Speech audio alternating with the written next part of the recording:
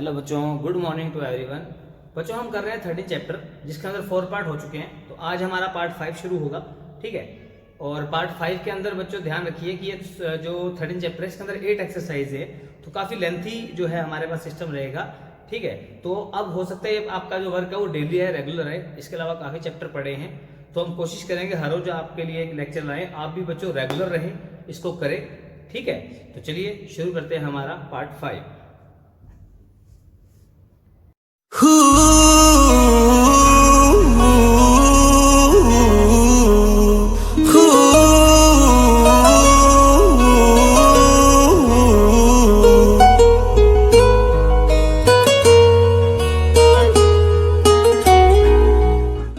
Hello बच्चों, good morning, this is Jitendra sir.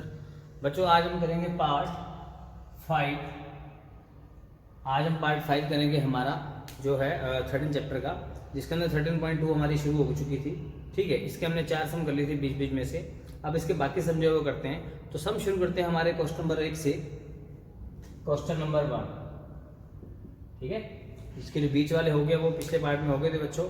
अगर आपने अब तक पिछले पार्ट नहीं देखे हैं, पहले 4 पार्ट, तो पहले वो देखिए, फिर ही आपको अच्छे से समझ आएगा चैप्टर, ठीक है। उसके बाद आप 5वां पार्ट देखिए बच्चों।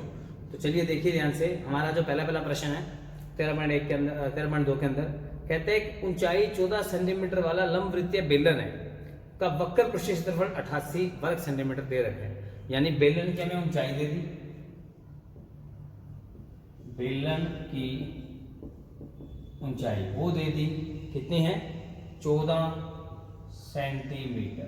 तो ये हमारे पास h आ गया, ठीक है। उसके बाद अब दे दिया बेलन का वक्र पृष्ठीय क्षेत्रफल, बेलन का वक्र पृष्ठीय क्षेत्रफल वो कितना है 88 वर्ग सेंटीमीटर। अब आप जानते हैं बेलन का वक्र का फॉर्मूला क्या होता है, ये रहा वक्र मतलब सी एस ए। तो इसको रख देंगे सी एस ए के बराबर 2πRh 88। अब इसमें जो जो मान पता है वो रख दो हमें। एक तो मुझे 2 पता है, पाई का मान 22/7 पता है। अब हमें सीधा फॉर्मूला दे दिया ना, तो पहले फॉर्मूला लगाएंगे आप, ठीक है। और उसके बाद आर दे दिया, आर हमें नहीं पता, कहीं भी बात नहीं अब तक। एच दे दिया 14, सामने पड़ा 88। अब मुझे आर नहीं पता, इसका मतलब आर हमें निकालना है। और इसमें क्या पूछा गया, कहते हैं कि बेलन के आधार का व्यास क्या दीजिए। तो व्यास क्या होता है, त्रिज्या का दुगुना। तो पहले हम त्रिज्या निकाल लेते हैं बच्चों। चलिए देखिए यहाँ पे, अब आर यहीं पड़ा रहेगा, तो यहाँ है 88 डिवाइड का 7, वहां जाके मल्टीप्लाई जो भाग में है, और जो गुना में होता है वो उधर जाके भाग में हो जाएगा बच्चों, कुछ इस तरीके से, ठीक है। ये बराबर का निशान था, तो इसके उधर जब ये सारे जाएंगे आर को छोड़ के। अब देखो ये 22, अब ये कट रहे हैं, 7 गुना 14, 2 पे गया 44, फिर ये 2 पे गया 22, 22 से 22 सारे कट गए। आर क्या बचा 1 सेंटीमीटर। इसका मतलब हमारे पास जो त्रिज्या बची है वो बची है 1 सेंटीमीटर। तो उसका व्यास क्या होता है, वो होता है 2 गुना में आर, यानी 2 गुना में त्रिज्या 2 सेंटीमीटर हमारा आंसर है बच्चों पहले का, ठीक है। तो ये हमारा व्यास आ गया बच्चों। ये क्वेश्चन इतना ही था हमारा पहला क्वेश्चन, सिंपल सा था, ठीक है। तो थोड़ा अलग वे से था, इसलिए इसको पहले नहीं किया, अब कर रहे हैं। आगे देखिए, आगे देखो बच्चों, हमारा अगला पार्ट है क्वेश्चन नंबर 3। 2 हमारा हो गया था बच्चों। तो क्वेश्चन नंबर 3 के अंदर देखिए जरा क्या करना है। कहता है धातु का एक पाइप है 70 सेंटीमीटर लंबा है। देखो पाइप ऐसे होगा, ऐसे। तो इसकी ऊंचाई दे दी, लंबाई दे दी 70 सेंटीमीटर। पाइप में ऊंचाई लंबाई एक ही होता है बच्चों, ध्यान रखना, एच ही होता है हमारी लंबाई भी। तो वो दे दी 70 सेंटीमीटर दे दी हमें। कहते हैं इसका आंतरिक व्यास, व्यास का मतलब क्या है कि जैसे कोई पाइप होती है तो वो इस तरह से होती है बच्चों, यहाँ खाली होता है, यहाँ पर जो है, ठीक है। अब ये जो है इतना तो होगा आंतरिक व्यास और इतना होगा बाहरी व्यास, ठीक है। क्योंकि तो इतना हिस्सा खोखला होता है बाकी। तो यहाँ से लेकर यहाँ तक, ठीक है। तो 2 व्यास होंगे। तो इस कहते हैं इसका आंतरिक जो व्यास है वो है 4 सेंटीमीटर। ये तो है 4 सेंटीमीटर वाला व्यास, और जो बाहरी व्यास है वो 4.4 है, 4.4 सेंटीमीटर उसका व्यास है। बीच में खोखली पाइप है, ठीक है। तो इसके अंदर 3 पार्ट पूछे गए हैं। तो सबसे पहले हम लिख लेते हैं इसके बारे में कि जो पाइप है उसका आंतरिक व्यास दे रखा है। पाइप का आंतरिक व्यास वो दे रखे 4, इसका मतलब इसकी आंतरिक त्रिज्या आएगी, आंतरिक त्रिज्या 2 सेंटीमीटर, इसका आधा होता है ना। उसके बाद आ जाओ पाइप का बाहरी व्यास। अब आप बाहरी व्यास देखो वो है 4.4, इसका आधा कर दो तो बाहरी त्रिज्या आ जाएगी 44, 4.4 का था 2.2 यानी 22/10 सेंटीमीटर। तो इसका नाम रख लेते हैं R1, इसका नाम होगा R2, क्योंकि 2 आ गए ना, आंतरिक और बाहरी 2 आ गए बच्चों, तो उसी के हिसाब से हमें करना पड़ेगा। तो इसके तो 3 पार्ट पूछे गए हैं। सबसे पहला पार्ट, उसका ऊंचाई दी थी, पाइप की लंबाई, पाइप की लंबाई जिसको बोलेंगे H 77 सेंटीमीटर। ठीक है, अब इसमें क्या पूछा गया, इसमें पूछा गया 3 चीजें। पहले आंतरिक वक्र पृष्ठ क्षेत्रफल, ठीक है, तो पहले पार्ट में पूछा गया है पाइप का आंतरिक वक्र पृष्ठीय क्षेत्रफल, वो आएगा आंतरिक CS यानी 2πRH। अब R तो 2 है, तो आंतरिक वाला जो त्रिज्या थी वो यहाँ पे आ जाएगी R1, क्योंकि आंतरिक निकाल रहे हो आप। ठीक है, इसके अंदर मान पुट करो, 2 22/7, R1 कितना था 2, H कितना 77, तो ये कट गया 11। ठीक है, तो हमारे पास ऊपर जो आंसर बचा, हमारे पास यहां पर आंसर बचा क्या, 2 × 22 × 2 × 11, तो 11 × 22 कर लेते हैं, 2 × 22 × 22, तो इसको सॉल्व कर लेते हैं। 2 × 484, 2 चौके 8, 2 8 16, 2 चौके 8 और 1 9, 968 सेंटीमीटर स्क्वायर जो है ये बन गया हमारा आंतरिक वक्र पृष्ठीय क्षेत्रफल। ठीक है, इसी के साथ इसका दूसरा है, उसमें निकालना है बाहरी वक्र पृष्ठीय क्षेत्रफल, बाहरी वक्र पृष्ठीय क्षेत्रफल। ठीक है, तो वो क्या होगा, वो भी CS से होगा, लेकिन वो बाहरी CS से होगा। ठीक है ना, तो यहां पर आ जाएगा बाहरी CS। ठीक है, तो बाहरी CS से मतलब 2πRH, और इसमें R2 आ जाएगा क्योंकि बाहरी त्रिज्या लेंगे अपन, अगर बाहरी की बात कर रहे हैं तो। ठीक है, तो बाहरी वक्र पृष्ठ क्षेत्रफल आ गया, बाहरी वो आ गया 2πR2, जिसमें मान पुट करो, 2 पाई का मान 22/7, R2 22/10 जैसा है, और ये कितना है 77, 7 11। अब 10/1000 हमने कभी काटनी नहीं, जैसा मैंने आपको बताया था, तो इनकी गुना कर देते हैं, 22 की 22 से गुना 484, तो इसकी 11 से गुना कर देते हैं, 11 चौक 44, 88 8, 88 4 92 9, 44 53 गुना 2/10, तो ये आ गया बच्चों, इसकी गुना 2 करते हैं हम, तो 24 दूना 48 और 3 दूना 6, 2 5 10/10, यानी कि ये आंसर आ गया हमारा 106.4.8 वर्ग सेंटीमीटर, तो 1064। ठीक है, ये बनेगा इसका आंसर।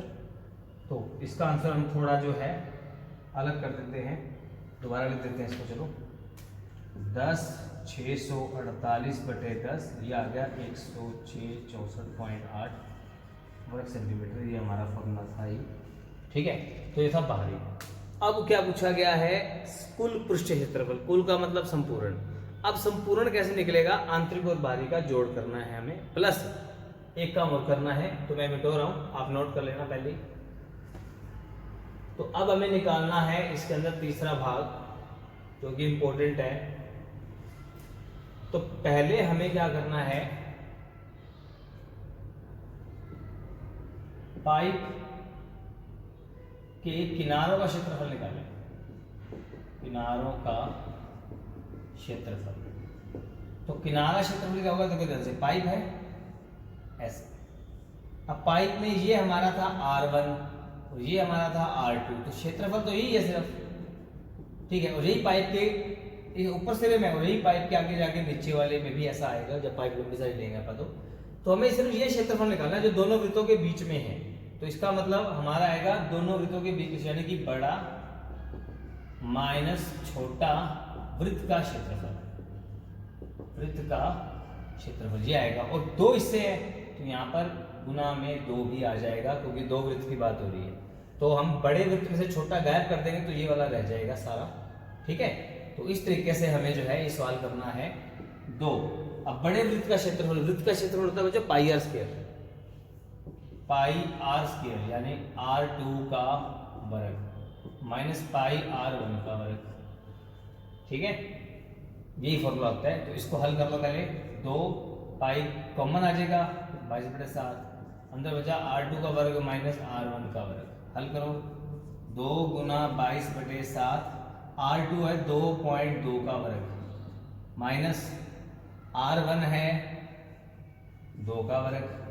इसको हल कर लो, 44/7 इसकी गुना कर दी ना, तो यहाँ बचा 4.84 माइनस 4। अगर हम पॉइंट को सोल्व करते हैं, या अगर 22/10 जैसे लिखा हुआ था तो 484/100 आ जाएगा इसको, ठीक है। तो इसको पॉइंटों में लाके कर सकते हो, 44/7 गुना 484 माइनस 4.84 माइनस 4 घटा दीजिए, तो हमारे पास अगले स्टेप में आंसर बचेगा। ये थोड़ा लेंथी है सवाल बच्चों, इसको आप नोट करते रहना साथ साथ।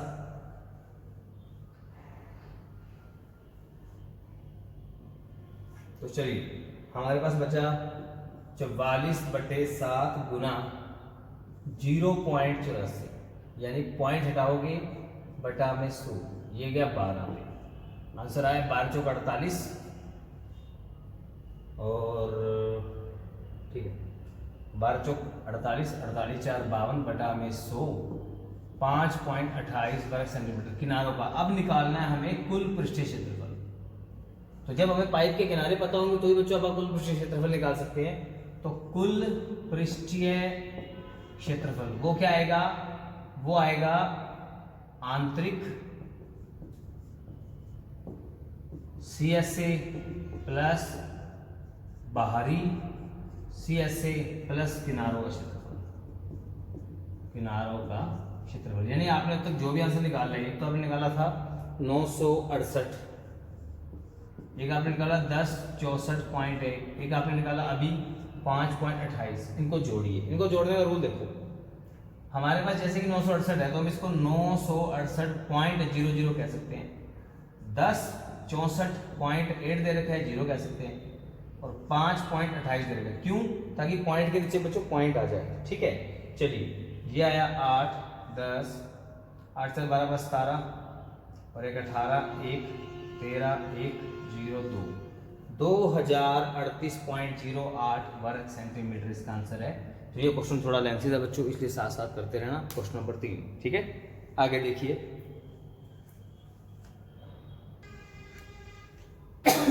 आगे देखो बच्चों, क्वेश्चन नंबर 4 कहता है रोलर है। रोलर क्या होता है? जो रोड रोलर होता है, जो आपने देखा है ना, जो रोड बनाते हैं तो लोहे का, जो लोहे के टायर वाला होता है रोड रोलर, तो वो है। तो रोड रोलर है। अब उसमें रोड रोलर में क्या है, कुछ इस शेप में होता है रोड रोलर, ऐसे, ठीक है। तो क्या होगा, जो इसकी ये वाला हिस्सा है यही रोड को प्लेन करते हैं, यानी इसके चारों ओर का सिर्फ, ठीक है। ये किनारा और ये किनारा रोड को प्लेन नहीं करते। तो इसका मतलब अगर हम रोड रोलर के अंदर की बात करेंगे तो इसका जो वक्र जो वक्र वाला है हिस्सा, उसी की बात करेंगे। तो यहाँ पर कहते हैं रोड रोलर का व्यास है 84। तो इसका व्यास का मतलब ये कितना चौड़ा है, ऐसे ये 84 है, तो D आ गया व्यास। तो इसका R आ जाएगा, ऐसे आधा कर लोगे आप, तो 42 आ गया ना R। उसके बाद कहते हैं इसकी लंबाई 120 है, ये 120 है, तो ये हमारा H आ जाएगा। अब ये भी सेंटीमीटर है और ये भी सेंटीमीटर है बच्चों, ठीक है। उसके बाद क्या कहते हैं, पढ़ो। कहते हैं अगर इसको खेल के मैदान को समतल करने के लिए 500 चक्कर लगाने पड़े तो खेल के मैदान का वर्ग मीटर में कितना क्षेत्रफल आएगा। इसको वर्ग मीटर में पूछा गया है। तो वर्ग मीटर में पूछा गया तो हमें भी सारे यूनिट मीटर में ही लेने पड़ेंगे। देखिए कैसे, रोलर का व्यास दे दिया आपको, यानी बेलनाकार है, तो रोलर का व्यास, रोलर का व्यास है 84 सेंटीमीटर।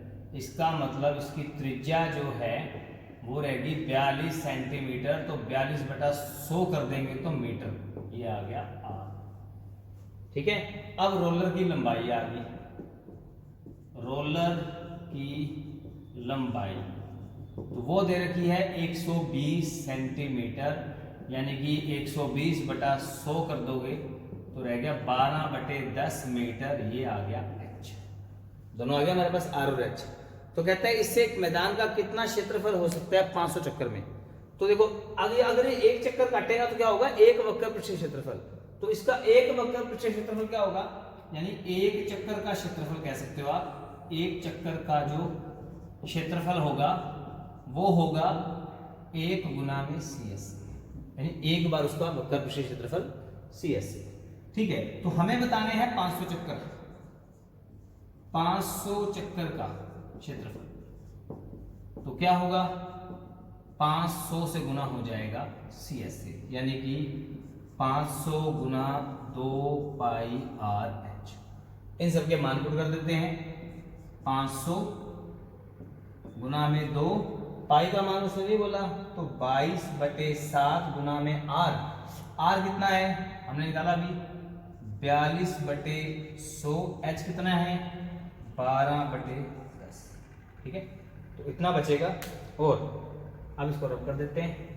अब जो आंसर है ये आपको सोल्व करके देखना है। ठीक है, इसका आंसर पीछे मैच होना चाहिए।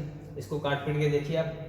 तो अब कोशिश कीजिए, इसके बाद सवाल आप खुद कीजिए सारा। ठीक है, क्योंकि अगर सिर्फ आंसर आएगा तो मैं इसको करके देख रहा हूँ, करके दिखा रहा हूँ, पर आप खुद कीजिए इसको। इसके बाद तो ये आ गया। अब देखो इसके अंदर कटता है, कुछ काट दो। 2 0 से 2 0 सीधी करते काट सकते हो, वैसे नहीं काटते होते। 7 6 42 बस। और 10 को काट नहीं सकते आप। हाँ, 2 और 5 पड़े हैं तो मैंने कहा था 10 काट सकते हैं। तो 2 एकम 2, 2 5 10, 5 से 5 क्या। ठीक है ना, अगर 2 और 5 पड़े हैं तो 10 काटो, वरना मत काटो। अब हमारे पास आंसर क्या बचा, एक तो बचा 22, एक बचा 6, एक बचे 12। तो 22 6 होता है 132। तो 12 दूना 24, 36 2 38 3, 12 3 1584 वर्ग मीटर। उसने कहा था मीटर में निकालना, तो हमने मीटर में आंसर निकाल दिया। ठीक है, तो ये था हमारा क्वेश्चन नंबर 4 बच्चों। तो आप इस क्वेश्चन को बच्चों अच्छे से देख लीजिए। ठीक है, तो आज के लिए इतना ही। बाकी क्वेश्चन जो है हम अगले नेक्स्ट वीडियो में करेंगे। ठीक है, और एक चीज़ और ध्यान रखें, अगर आपने अब तक मेरे YouTube चैनल को सब्सक्राइब नहीं किया है तो इस तरफ चैनल पे क्लिक करके आप सब्सक्राइब कर सकते हो। और इस तरफ प्लेलिस्ट है जहाँ पर आपको इसी चैप्टर के बाकी पार्ट्स मिलेंगे। थैंक यू बच्चों।